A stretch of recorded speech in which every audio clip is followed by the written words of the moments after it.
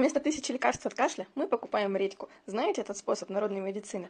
Нас когда-то научили это бабушки, родители, а теперь мы своих детей учим точно так же. Итак, берем редьку, промываем ее хорошо, срезаем верхушку, оставляя это как крышку. Внутри делаем вот такое отверстие. Вырезаем все внутренности редьки, но смотрите, чтобы дырочка внизу не образовалась. Ставим редьку на стакан, добавляем в нее мед, пару ложек, и оставляем на несколько часов. Я обычно это делаю вечером и оставляю на ночь, а утром у вас получается готовый сироп от кашля, да еще и такой вкусный, ну и, конечно же, полезный. Вот этим я и лечу своих детей, а вы?